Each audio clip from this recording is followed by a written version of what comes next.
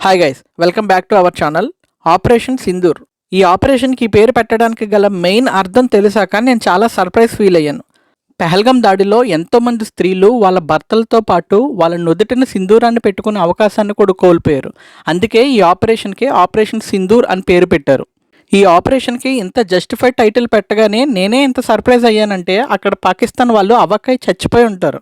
మే 7వ తారీఖున దేశమంతటా మాక్ డ్రిల్స్ అని చెప్పి, అంటే యుద్ధం వచ్చినప్పుడు మనం ఎంత అలర్ట్లో ఉండాలి, ఎలాంటి జాగ్రత్తలు తీసుకోవాలి అనే విషయంలో ప్రాక్టీస్ చేయిస్తామని 7వ తారీఖున అందరూ మాక్ డ్రిల్స్కి ప్రిపేర్ అయ్యి ఉండండి అని మన గవర్నమెంట్ చెప్పింది. ఒక పక్కన మనం మాక్ డ్రిల్స్ కోసం ప్రిపేర్ అయి ఉంటే ఈలోపు అర్ధరాత్రి 1 గంటకి పాకిస్తాన్ మీద భారత్ దాడి చేసింది.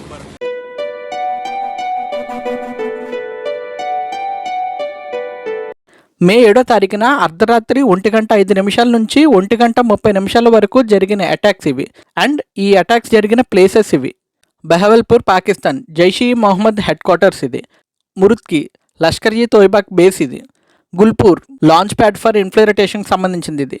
Savoy Lashkar e Taiba operation base ఇది. బిలాల్ క్యాంప్ జైషీ మొహమ్మద్ లాంచ్ ప్యాడ్కి సంబంధించింది ఇది. Kotli Lashkar training and logistic బేస్కి సంబంధించింది ఇది. Barnala camp Jai stronghold. Sarjal Jaish terrorist training సైట్కి సంబంధించింది ఇది. Near Sialkot Hizbul Mujahideen training camp. ఈ 9 ఉగ్రవాద స్థావరాల్లో మన భారత్ అటాక్ చేసింది అండ్ సక్సెస్ఫుల్గా కంప్లీట్ చేయగలిగింది. అండ్ నౌ యుద్ధం అయిపోయింది అనుకుంటే అది మన పొరపాటే, బికాస్ అసలైన యుద్ధం ఇప్పుడే మొదలైంది. పెహల్గాం దాడి తర్వాత మన ప్రభుత్వం దెబ్బతిన్న పురిలా మారింది. సో వెంటనే పంజా విసిరి కొట్టాం మనం. ఇప్పుడు పాకిస్తాన్ దెబ్బతిన్న గుంట నక్కలా మారింది. సో ప్రతిదాడి చేసే అవకాశాలు చాలా గట్టిగా ఉన్నాయి. ముఖ్యంగా సైబర్ అటాక్స్ చేసే అవకాశాలు కూడా చాలా గట్టిగా ఉన్నాయి. So be alert. యుద్ధం ఎప్పుడైనా ఏ నిమిషమైనా ఎక్కడి నుంచైనా మొదలవ్వచ్చు. యుద్ధం బార్డర్ దాటి మన వరకు రాకూడదని కోరుకుందాం. ఎందుకంటే ఇప్పటికే చాలా చోట్ల రెడ్ అలర్ట్ ప్రకటించారు. ఉత్తరప్రదేశ్లో రెడ్ అలర్ట్ ప్రకటించారు. జమ్మూ కాశ్మీర్లో పరీక్షలు రద్దు చేశారు. పంజాబ్, రాజస్థాన్, ఎన్సీఆర్ ప్రాంతాల్లో స్కూల్స్ క్లోజ్ చేశారు. Chandigarh airport Indian air force ఆధీనంలోకి పూర్తిగా వెళ్ళిపోయింది. సో చూస్తుంటే ఎవ్రీథింగ్ ఈజ్ అండర్ కంట్రోల్ అన్నట్టే ఉంది. బట్ స్టిల్ ఈ పాకిస్తాన్ కుక్కలు ఏ టైంకి ఎలా మారుతారో తెలియదు కదా. సో ఎటు నుంచైనా దాడి చేయొచ్చు. బట్ స్టిల్ ఇండియాకి ఈరోజు ఒక గర్వకారణం. ఎందుకంటే ఆపరేషన్ సింధూర్ అనేది ఒక హెచ్చరిక కాదు, ఒక సందేశం. మన దేశాన్ని ఎవడైనా తాకితే ఆ తాకిన వాడి నీడను కూడా నాశనం చేయగలం అని నిరూపించే సందేశం. మీరేమనుకుంటున్నారు? యుద్ధం మీ ఇంటి వరకు వస్తే మీరేం చేస్తారో కామెంట్ చేయండి. అండ్ ఈ విషయం గురించి ఎక్కువ మందికి తెలిసేలా, అందరికీ రీచ్ అయ్యేలా ఈ వీడియోని లైక్ చేసి షేర్ చేయండి. జై జవాన్, జై Bharat. This is Jai signing off from Naidu talks. Thank you. 9 terrorist camps were targeted and successfully destroyed. Over the last 3 decades, Pakistan has systematically built terror infrastructure. Well-known training camps are located, as you can see on the screen.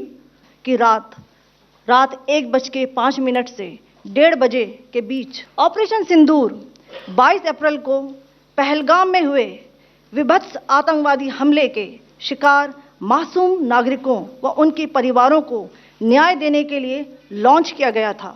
Because the problem is celebrities don't run this nation. Let us be very clear. First of all, we give too much of attention to celebrities. Celebrities, okay, they are doing their job.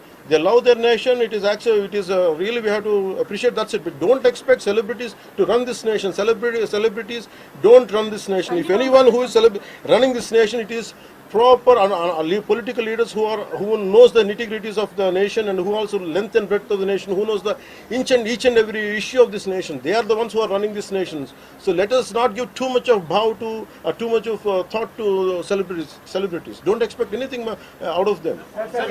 They might do some kind of sound, but there's no point in talking about celebrities. Because especially at this kind of war situation, the entire authority will be like whatever the rule, like the communication comes from the central government to the state chief secretary, and whatever they're doing as on now, I think the mock drills are going to happen, and battle preparedness will be there no matter which state. సహధర్మచారులు ముందే magazine empty చేశారు, తల లేకుండా చేశారు. హిందువా ముస్లిమా అనే అర్థం తేల్చుకోవడానికి కల్మా చదవమని.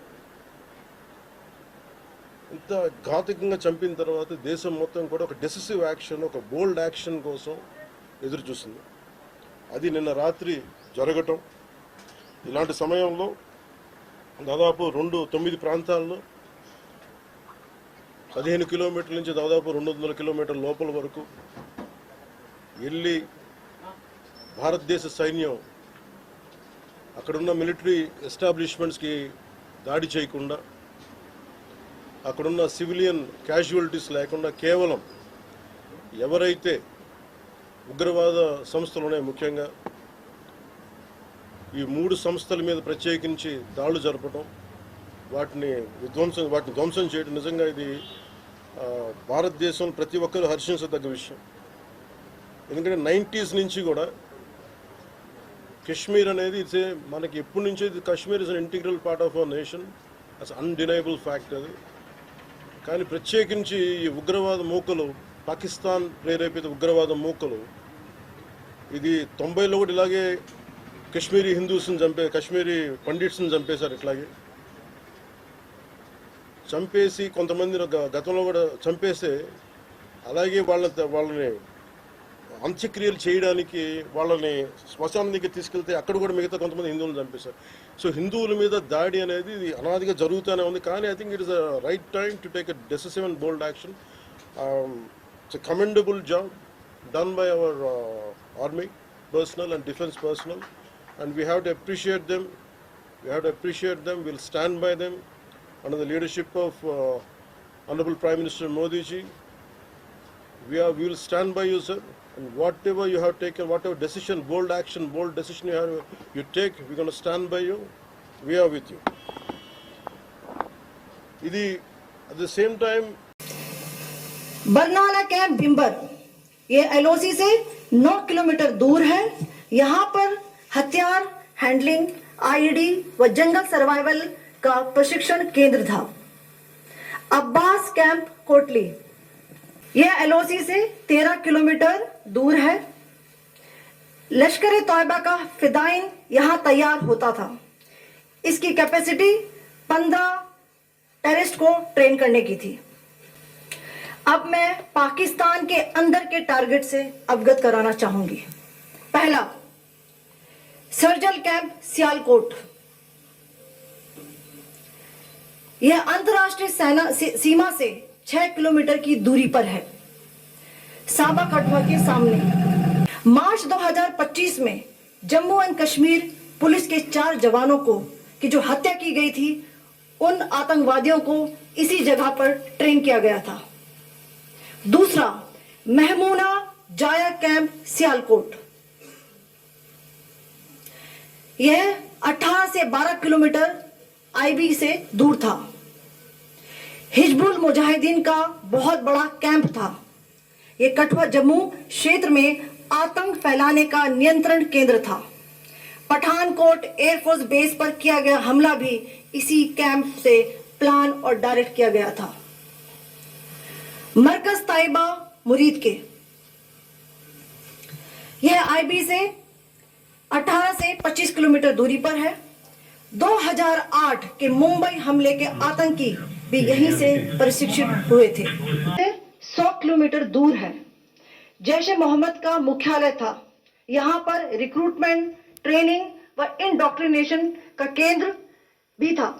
शीर्ष आतंकी अक्सर यहाँ आते थे।